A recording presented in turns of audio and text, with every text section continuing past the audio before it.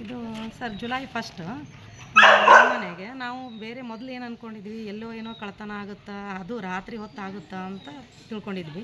ಆದರೆ ನಮ್ಮ ಮನೆಗೆ ಹಗಲೊತ್ತು ಈ ಥರ ಅನುಮಾನಾಸ್ಪದ ಒಬ್ಬ ವ್ಯಕ್ತಿ ಬರ್ತಾನಂತ ನಮ್ಗೆ ಗೊತ್ತಿರಲಿಲ್ಲ. ಫಸ್ಟ್ ಅವನು 11 ಗಂಟೆ 11:30 ಟೈಮಿಗೆ ಬಂದು ಅಬ್ಸರ್ವ್ ಮಾಡಿ ಹೋಗಿದ್ದಾನೆ. ಗೇಟ್ ತೆಗೆದು ಸ್ವಲ್ಪ ನೋಡಿ ಹೋಗಿದ್ದಾನೆ.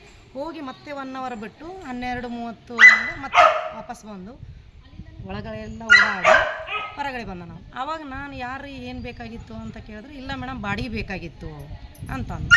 ನಾನು ಏನು ಕೇಳಲಿಲ್ಲ, ಅವನು ಅಷ್ಟೊತ್ತಿಗೆ ಹೋಗ್ಬಿಟ್ಟ. ಇನ್ನೊಂದು ನಮ್ಗೆ ಎದಕ್ಕೆ ಅವನಿಗೆ ಅನುಮಾನಾಸ್ಪದ ಬಂದಿದೆ ಅಂದರೆ, ಅವನ ಮೇಲೆ ಬಾಡಿಗೆ ಕೇಳೋರು ಯಾರು ಇನ್ನೂವರೆಗೂ ನಮ್ಮ ಮನೆಯೊಳಗೆ ಬಂದಿಲ್ಲ.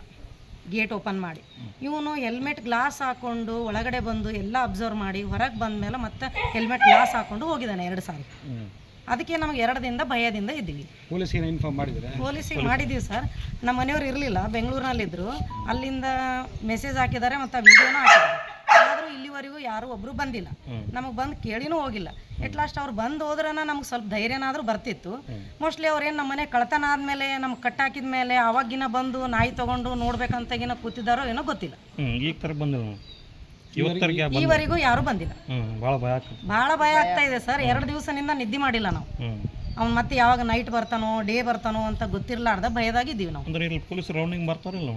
ಏನು ಬರಲ್ಲ ಸರ್. ರಾತ್ರಿ ಇಲ್ಲ ಹಗಲಿಲ್ಲ, ಯಾರು ಕೇಳೋರೇ ಇಲ್ಲ. ಇಲ್ಲೇ ನಿಯರೆಸ್ಟ್ ಮಿನಿಸ್ಟರ್ ಮನೆ ಇದೆ, DC ಮನೆ ಇದೆ, ಎಲ್ಲರಿಗೂ ಭದ್ರತೆ ಇದೆ.